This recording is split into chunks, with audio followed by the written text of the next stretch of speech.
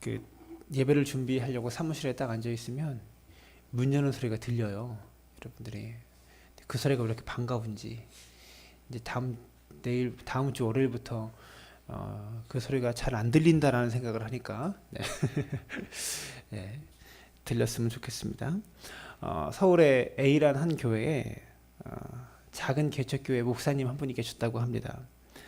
처음에 개척교회를 섬길 때는 일꾼이 너무나 적어서 성도 한 사람 한 사람 직분자를 세울 때 사정을 하면서 직분을 세웠다고 합니다. 그러나 교회가 아파트 단지로 이사를 하면서 교회가 크게 부흥하게 됐다고 해요. 그렇게 되자 일꾼이 꽤 생겼고 이제 장로를 세우는 기준 속에 서로 장로를 하려고 막 싸우고 그러다가 보니까 결국 직분자를 세우는 엄격한 기준을 교회에서 세웠다고 합니다. 목사님께서. 그러자 일부 성도님들이 목사님이 변했네. 예전에는 이러지 않으셨는데 이렇게 말을 했다고 합니다. 여러분 안 좋게 보면 변했다라고 말할 수 있지만 좋게 보면 리더십 스타일이 변한 겁니다. 100명 모이는 교회와 1000명 모이는 교회의 리더십이 어떻게 같을 수가 있겠어요. 10명 모이는 교회와 100명 모이는 교회를 어떻게 똑같은 스타일로 목회할 수 있겠습니까?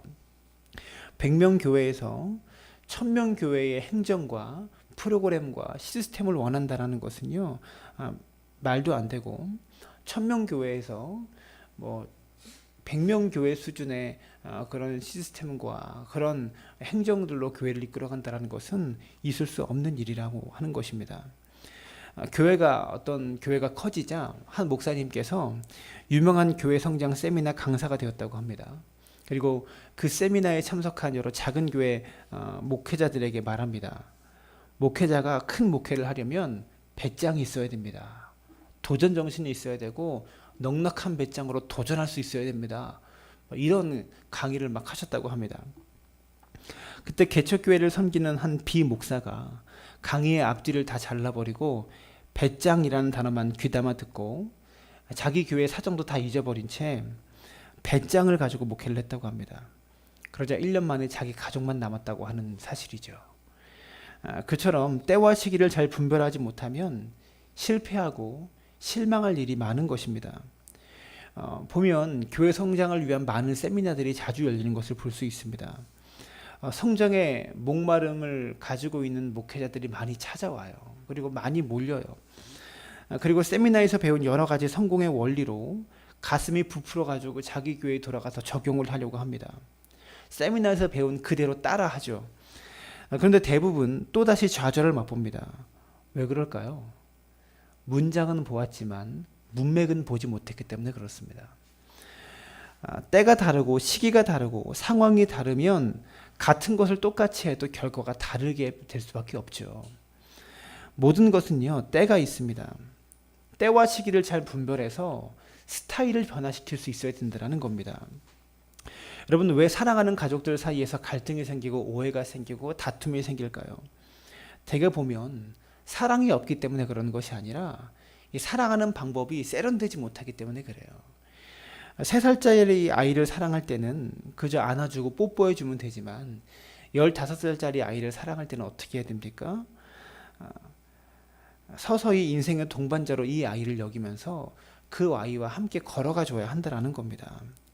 그런데 여전히 3살짜리 아이에게 하는 방법으로 사랑을 하려고 하죠, 부모가. 3살짜리 아이에게 하듯이 다 가르치려고 하고 혼내려고 한다면 동반자가 될 수 없는 것입니다. 사랑의 내용을 유지하려면 사랑의 형식이 부단히 변화되어야 하는 것입니다. 그러므로 때와 시기를 분별할 줄 알아야 믿음의 사람이 될 수 있고 그래야 성공할 수 있다는 겁니다.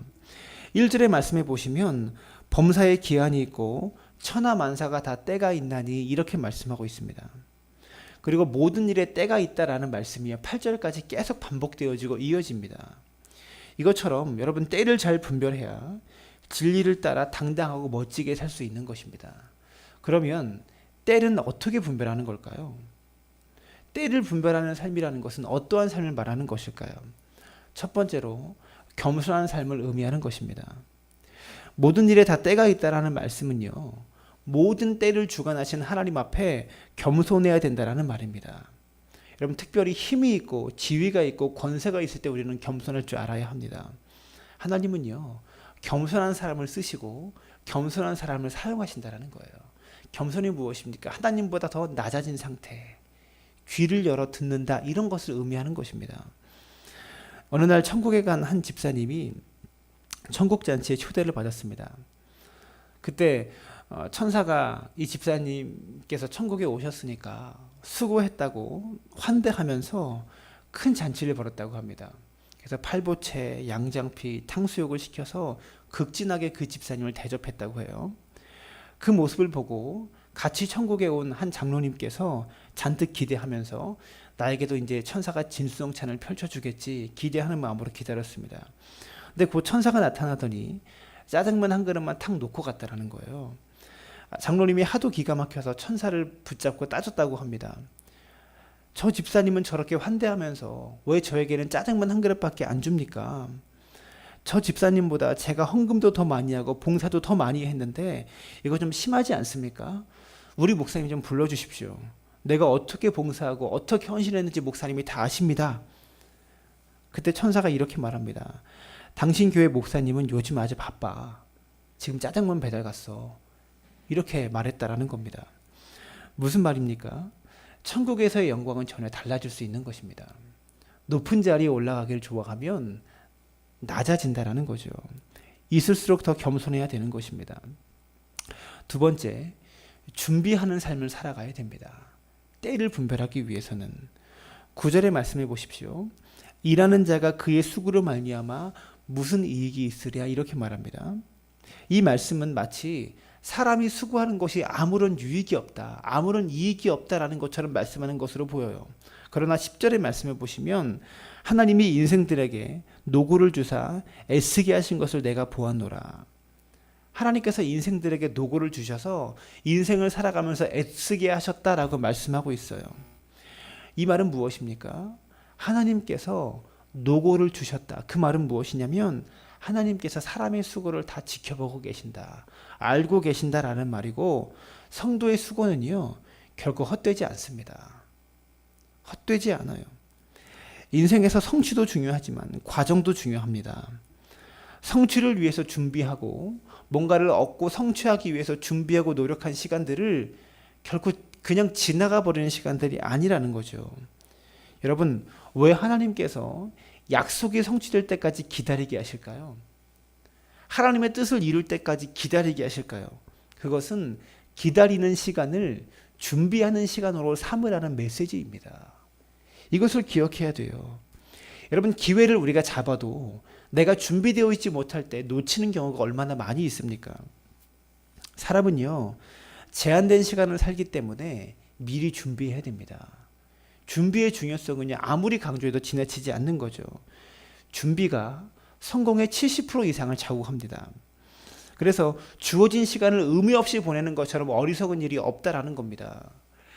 제가 주일날 설교한데도 여러분, 게으른 사람은요 결코 하나님의 뜻을 이룰 수가 없어요. 게으름은 하나님께서 말씀하신 대표적인 악입니다. 게으름은 죄예요. 그냥 느릿느릿한 내 성향이다라고 생각하면 안 돼요. 성경에서 말할 때 악하고 게으른 종아라고 말하잖아요. 게으름과 악을 같이 보고 있다는 것을 기억할 수 있게 되길 바랍니다. 2017년 살아가시면서 부지런하게 준비하십시오. 그래야지 때를 잡을 수가 있는 것입니다. 별을 잘 베려면 낫을 가는 준비가 필요하듯이 말씀과 기도로 여러분의 낫을 잘 갈아 놓을 수 있게 되기를 부탁을 드립니다. 세 번째로 신뢰하는 삶을 말합니다. 때를 준비하는 삶은요, 하나님을 신뢰하는 삶입니다. 11절 전반부의 말씀에 보시면 하나님이 모든 것을 지으시되 때를 따라 아름답게 하셨고, 이렇게 말씀하고 있습니다. 하나님이 모든 것을 지으시되 때를 따라 아름답게 하셨고, 이 말씀에 보면 하나님께서 뭔가 뭐랄까요, 옷감을 짜는 분이라는 것이 그렇게 묵상이 돼요. 옷감을 짤 때 여러 가지 아름다운 문양을 새기잖아요. 또 여러 가지 색깔들을 사용하기도 하잖아요. 때에 맞는 아름다움이 있다라는 겁니다. 우리가 힘들고 어려울 때는요, 빨리 이 힘든 시간이 빨리 지나갔으면 좋겠지만 나중에 그 고난의 시간을 통과하고 났을 때 그때 나에게 힘들었던 그 시간이 정말 아름다운 시간이었다는 것을 깨달을 때가 와요. 나에게 정말 필요한 시간이었다. 나에게 정말 소중한 시간이었다. 내 인생의 가장 아름다운 시간이 내가 고생했던 그 시간이었다. 이렇게 고백할 때가 있다라는 겁니다. 사랑하는 여러분, 우리가 지나온 모든 날들은요, 사실은 다 아름답습니다. 그게 어떤 시간들이든지. 계속해서 11절을 보시면 또 사람들에게는 영원을 사모하는 마음을 주셨느니라 이렇게 말합니다. 사람에게 영혼에 대한 소망이 있다는 겁니다. 하나님 안에서 희망을 가지십시오. 태양이 떠도 커튼을 걷어야지만 찬란한 태양빛이 들어온다는 거죠. 이것처럼 희망의 커튼을 열고 여러분 우리의 미래를, 찬란한 미래를 그릴 수 있게 되기를 부탁을 드립니다. 가끔씩 일이 뜻대로 되지 않으면 하나님이 나를 버리신 것 같고 외면하신 것 같아요. 그러나 현재를 보고 판단하지 말고 내일에 대한 환상을 꿈꾸십시오. 미래를 꿈꿀 수 있게 되기를 부탁을 드립니다. 11절 마지막 부분의 말씀에 보면 그러나 하나님이 하시는 일의 시종을 사람으로 측량할 수 없게 하셨도다 이렇게 말씀합니다. 이 말씀에 희망이 있는 거예요. 하나님께서 하시는 일을 우리가 알지 못하기 때문에 어떠한 상황에서든지 하나님의 선하심을 믿고 하나님의 뜻을 믿고 기도하면서 기다리면 하나님께서 복을 주실 때가 온다라는 거죠. 전에도 말씀드렸지만 좋은 일과 나쁜 일은요 항상 연결되어 있습니다. 나쁜 일이 있어야 좋은 일이 있는 거예요. 요셉의 이야기를 보십시오. 세상에 있는 구연동화를 다 보십시오. 어려움을 겪고 나서 축복이 있잖아요. 신데렐라가 부모님을 여의고 계모와 그 언니들에게 놀림을 당했으니까 유리구두를 신는 스토리와 연결되잖아요. 성경의 이야기뿐만이 아니라 세상 만사가 나쁜 일과 좋은 일이 연결되어 있고 힘든 일과 좋은 일이 연결되어 있다는 것이죠. 일이 뜻대로 되지 않을 때 입에서 불평과 원망이 나갈 때가 있습니다. 그때 너무 성급하게 말하지 말고 침묵의 신비를 배울 수 있게 되기를 부탁을 드립니다. 전도서 5장 2절에 이런 말씀이 있습니다. 너는 하나님 앞에서 함부로 입을 열지 말며 급한 마음으로 말을 내지 말라. 하나님은 하늘에 계시고 너는 땅에 있음이라. 그런즉 마땅히 말을 적게 할 것이니라. 말을 적게 하라. 함부로 입을 열지 말라. 급한 마음으로 말을 뱉어내지 말라라고 말씀하고 있더라는 겁니다. 어느 날 한 수도사가 한 여인이 수도사에게 찾아와서 묻습니다. 밤낮 남편과 싸우는데 어떻게 해야 헤어지지 않고 살 수 있습니까? 수도사에게 물었습니다. 그때 수도사가 교회 뒤편의 우물가의 물을 성수라고 떠주면서 남편과 싸우려고 할 때마다 이 성수를 한 모금씩 들이키고 입에 머금고 계십시오. 그렇게 삼키지 말고 입에 머금고 있다가 남편의 말이 다 끝나면 그때 삼키십시오. 이렇게 말했다고 합니다. 그러면 한 달 후에 가정이 정상화될 것입니다. 그리고 이 여인이 돌아가서요. 남편이 싸우려고 달려들 때마다 수도사가 시킨 대로 물을 입에 머금고 가만히 있다가 남편이 이제 막 쏘아붙이는 것이 끝나면 그때 삼켰다고 합니다. 정말로 한 달 만에 가정이 화목하게 되었다고 해요. 그때 그녀는 수도사에게 찾아와서 말합니다. 수도사님, 그 물이 정말 신비한 물이네요. 정말 놀랐습니다. 그때 수도사가 이렇게 말했다고 합니다. 물이 신비한 것이 아니라 침묵이 신비한 것입니다. 이렇게 말했다고 하는 거죠. 침묵에는요, 신비함이 있습니다. 여러분, 좋은 차와 나쁜 차의 차이가 무엇일까요? 나쁜 차는요, 열을 잘 식히지 못하지만 좋은 차는 열을 잘 식히는 거예요. 이것처럼 열받는 일이 있어도 열을 잘 냉각시키면서 때를 기다리십시오. 성경을 보면 믿음의 사람들에게 대부분 다 기다림의 시간들이 있었다는 거예요. 모두가 다 그렇습니다. 모든 때가 다 필요합니다. 말할 때가 필요하기도 하고 침묵할 때가 필요하기도 합니다. 자기 중심적인 때의 개념을 버리십시오. 나는 지금 당장 하나님의 때가 왔으면 좋겠고 지금 당장 뭔가 일어났으면 좋겠지만 내 중심적인 시간의 개념을 버리십시오. 일의 모든 성공에는요. 그 전에 대개 다 실패의 씨앗이 심겨져 있을 때 성공이 일어납니다. 결국 오늘에 심는 씨앗은요, 먼 훗날에 기적적인 열매를 맺는 수확의 씨앗이 되는 것입니다. 그러므로 내일의 축복의 때를 기다리면서 지금 열심히 씨앗을 심어가는 준비를 할 수 있게 되기를 부탁을 드립니다. 말씀의 결론을 맺겠습니다. 사탄은 항상 우리에게 이런 거짓말을 합니다. 너는 안 돼. 아무리 노력해도 상황은 바뀔 수가 없어. 그 일이 이루어지려면 오랜 시간이 필요할 거야. 그때 되면 너는 너무 늙어버릴 거야. 이러한 말로 우리를 항상 유혹합니다. 여러분, 우리가 이 말에 동조하며 살고 있지는 않습니까? 그래, 나는 안 될 거야. 나는 잘 살 수 없어. 여러분, 이런 생각을 버려야 됩니다. 왜 성경은요, 주님께서 베데스다 연못가의 병자를 고치실 때 38년이 되었고 혈루증을 앓는 여인의 병을 고치실 때 12년이 되었다. 소경도 날 때부터 소경이었고 그 날 때부터 걷지 못하는 안진병이었다. 이런 기간을 이야기할까요? 왜 성경에서 이런 시간들을 이야기하고 알려주고 있을까요? 무엇입니까? 시간이 문제가 되지 않으면 가르쳐주기 위함입니다. 하나님의 때가 되면 38년 된 병으로 나을 수 있고요. 12년 된 혈루증도 나을 수 있는 거예요. 하나님의 때가 되면 날 때부터 걷지 못했던 안진병이도 고침받을 수 있는 것입니다.